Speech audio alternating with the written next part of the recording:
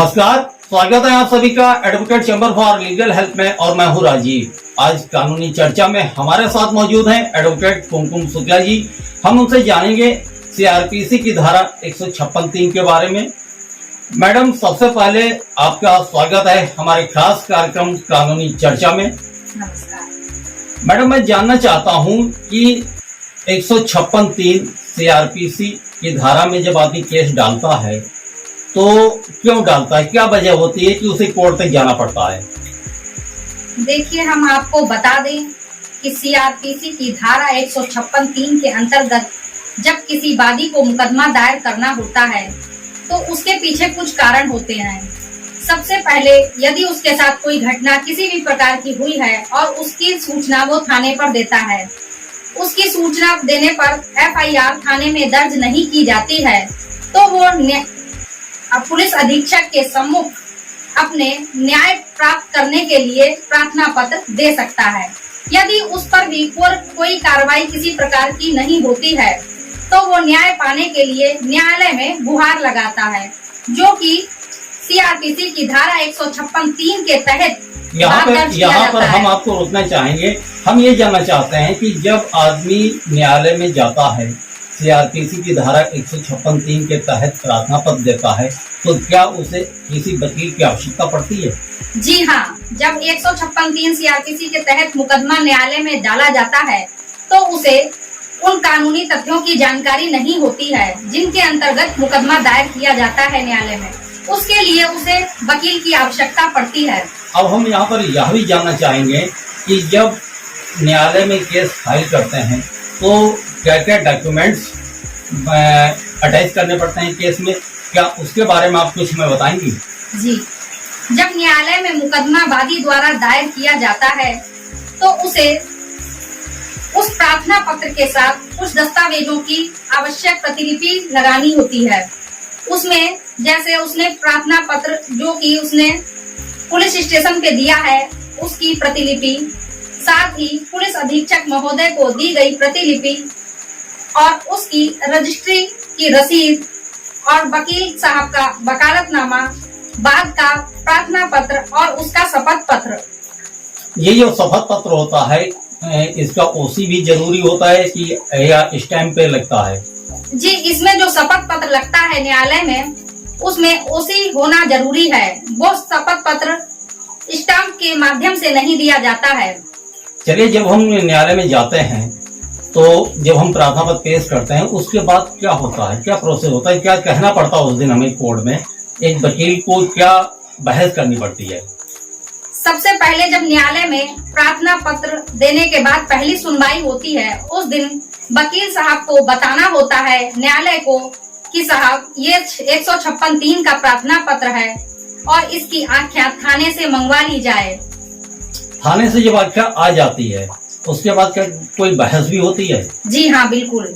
जब थाने से आख्या आ जाती है उसमें ये देखा जाता है कि न्यायालय को पुलिस स्टेशन से क्या लिखकर रिपोर्ट आई है, उसमें उन्होंने किसी तथ्य की जानकारी दिखाई है या नहीं दिखाई है। यदि दिखाई है तो उसके बारे में पुलिस स्टेशन से रिपोर्ट आती है। यदि नहीं कोई जानकारी है उनको तो वो भी लिखकर भेज देते हैं न्यायालय में।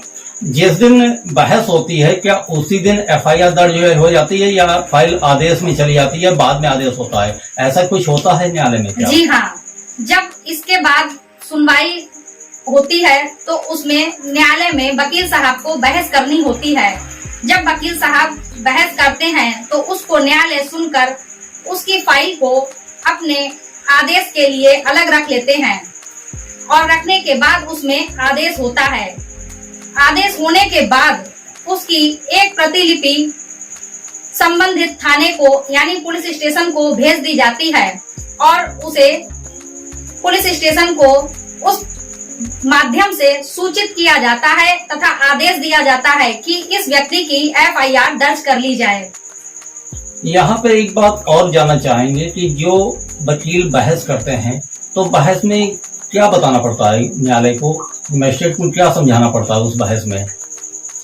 देखिए, जब मजिस्ट्रेट के समक्ष सुनवाई होती है और वकील साहब उसकी बहस कर रहे होते हैं तो वकील साहब को ये बताना पड़ता है कि घटना कैसे हुई, क्या कारण थे, कौन कौन लोग थे, क्यों हुई और उसकी FIR क्यों नहीं लिखी गई।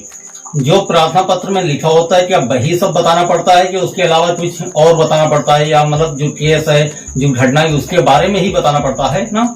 जी, उसके बारे में बताना पड़ता है। उसके बारे में बताने के बाद में उन्हें ये भी बताया जाता है कि सरकार, ये जो मामला है गंभीर प्रकृति का है, इसमें मुकदमा दर्ज करना, उन पर कार्रवाई करना आवश्यक है। इसके लिए उनसे निवेदन किया जाता है। क्या न्यायालय में जो आप 156(3) के केस डालते हैं, क्या न्यायालय उसे निरस्त भी कर सकता है? ऐसी कोई पावर है न्यायालय के पास? जी देखिए, कभी कभी ऐसा होता है कि न्यायालय 156(3) के प्रार्थना पत्र को परिवाद में परिवर्तित कर देता है। अगर उसको लगता है कि मामला जो है बहुत गंभीर रूप से नहीं है या उसमें साक्ष्य दस्ता की अभाव है, तो न्यायालय परिवाद में कन्वर्ट कर देता है, जिसे लोग कंप्लेंट केस भी कहते हैं। कई बार ऐसा होता है कि 156(3) का प्रार्थना निरस्त भी हो जाते हैं। ऐसा कभी आपके साथ हुआ है क्या? जी हाँ, ऐसा होता है कभी कभी।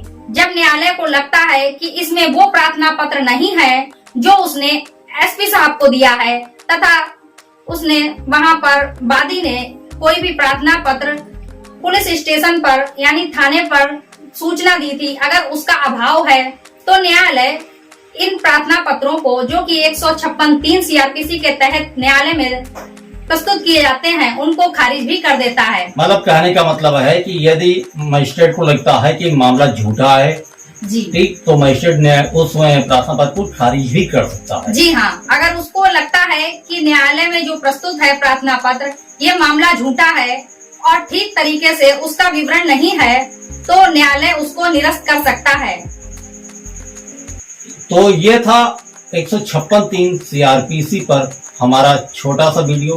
कानूनी चर्चा में आपने जाना कि 156(3) CRPC के तहत केस कैसे फाइल करते हैं, क्या क्या डॉक्यूमेंट्स चाहिए होते हैं और किस तरह का प्रोसेस न्यायालय में चलता है। इन सारी बातों पर आज आपने इस वीडियो के माध्यम से जाना। हम फिर हाजिर होंगे ऐसी ही किसी कानूनी जानकारी के साथ। तब तक के लिए नमस्कार।